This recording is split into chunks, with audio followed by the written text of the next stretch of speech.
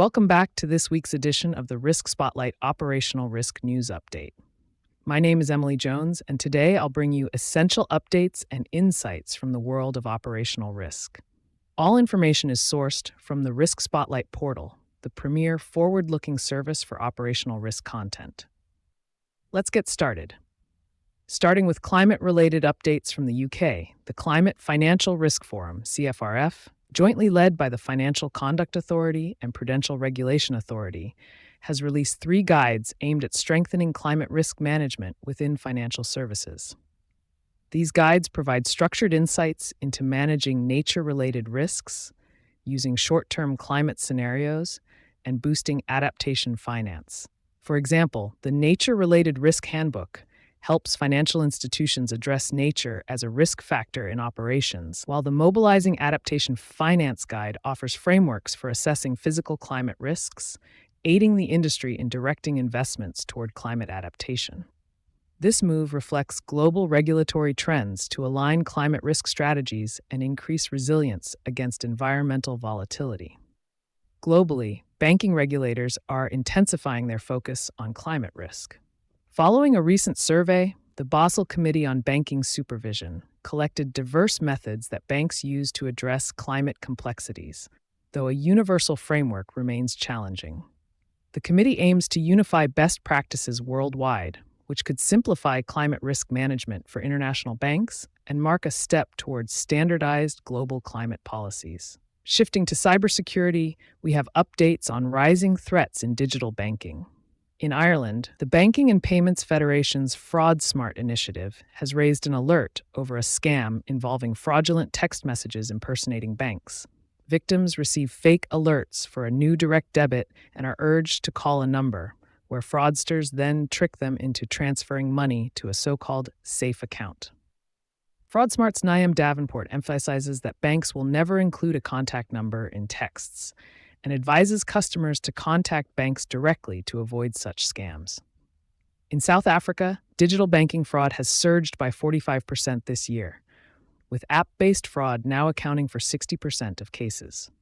The South African Banking Risk Information Center, SABRIC, attributes this increase to online banks' popularity and evolving cybercriminal tactics. Card-not-present fraud has risen significantly, though counterfeit card fraud has declined by 48%, largely due to EMV chip technology. However, with cybercriminals now using generative AI to create convincing phishing messages, both banks and customers must stay vigilant. Turning to API vulnerabilities, Wallarm's latest API Threat Stats report reveals a 21% rise in API vulnerabilities in the third quarter of 2024. APIs, essential to AI-driven systems, are proving increasingly vulnerable to attacks, with client-side flaws and weak authentication leading to significant breaches. Wallarm CEO Ivan Novikov highlights that maintaining a thorough API inventory is critical, especially as APIs linked to AI systems become more widespread. APIs are vital yet fragile links in data security frameworks, underscoring the need for developers and cybersecurity teams to closely monitor and secure them. The focus on AI security is echoed in Singapore, where the Cybersecurity Agency has published guidelines on securing AI systems. These guidelines align with standards like NIST's Risk Management Framework, emphasizing proactive AI security management throughout its life cycle. With expanding adoption across sectors, Singapore's approach could become a model for countries aiming to balance innovation with AI security. In data privacy news, the European Data Protection Board, EDPB, has released draft guidelines on processing personal data under GDPR's legitimate interest basis. These guidelines outline lawful data processing criteria and address complex areas like children's data, fraud prevention, and direct marketing. The EDPB emphasizes balancing controllers' legitimate interests with data subjects' rights and stresses the importance of documenting assessments as part of GDPR accountability. Public consultation on these guidelines is ongoing, providing organizations an opportunity to contribute their perspectives. In a similar regulatory shift, the UK is progressing toward regulating Buy Now, Pay Later (BNPL) schemes.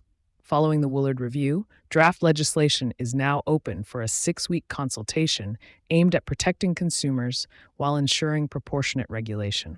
Set to take effect in about a year, the Financial Conduct Authority will oversee this new framework, providing greater protection for UK consumers who use BNPL services. Meanwhile, the U.S. Department of Justice is advancing data protection regulations through a proposed rule restricting sensitive data access by countries of concern, such as China and Russia.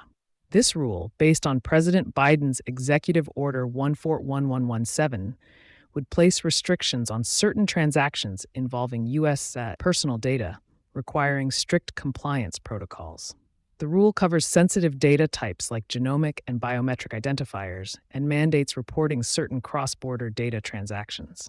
For firms handling international data transfers, this NPRM could reshape data management, especially with high-risk countries. On the topic of international data transfers, the EU and UK continue to uphold stringent standards.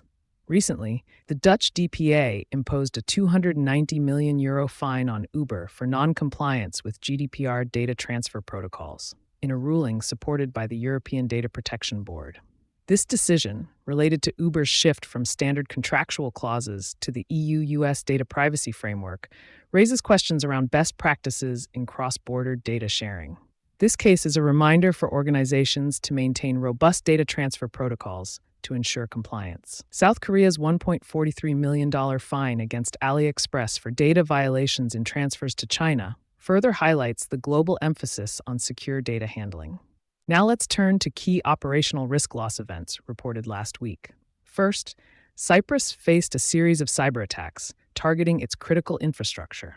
Pro-Palestine hacker groups have launched a series of coordinated attacks on Cyprus's government websites and vital systems, including banks, airports, and utilities. While most attacks were unsuccessful, they caused temporary disruptions to some services, with the government's main online portal being unavailable for a few minutes. Cyprus's top cyber official, George Michaelides, has urged companies to be prepared for future attacks, emphasizing that citizens weren't directly impacted, but highlighting the need for enhanced cybersecurity measures across the country. In Japan, a Tokyo Stock Exchange employee is under investigation for insider trading. A worker in his 20s, who had been with the TSE for a few years, is suspected of leaking undisclosed information about multiple companies to a relative who allegedly used this knowledge for stock trades. This employee was part of a division handling timely disclosures, a crucial role in maintaining market integrity, but has since been removed from that assignment. Japan's Securities and Exchange Surveillance Commission is leading the probe into this case, highlighting the serious nature of the allegations and their potential impact on the Japanese financial market. Next, Apple and Goldman Sachs have been fined for mishandling the Apple Card. The Consumer Financial Protection Bureau has ordered the tech giant and the investment bank to pay a combined $89 million in penalties and customer refunds over alleged Apple Card failures. Goldman Sachs is on the hook for $64.8 million, including at least $19.8 million in customer redress, while Apple has been slapped with a $25 million fine. The violations affected hundreds of thousands of Apple Card users and included failing to properly handle customer disputes, misleading consumers about interest-free payment options, and launching the card despite warnings about technological issues. Finally, Wells Fargo was affected by a major cyber attack involving Infosys subsidiary McCamish Systems. The ransomware attack, which occurred between October 29th and November 2nd, 2023, impacted a staggering 6 million individuals, exposing sensitive personal information, including social security numbers, dates of birth, and financial account details. Wells Fargo, along with other major U.S. companies like Continental Casualty Company and T. Rowe Price Retirement Plan Services, were among the clients affected by this breach at Infosys McCamish. That concludes this week's Operational Risk Updates. For more on these topics and additional insights, visit the RiskSpotlight portal. If you're a subscriber, log in or go to riskspotlight.com to sign up for a free trial. Thanks for tuning in, and until next time, stay safe and keep those risks in check.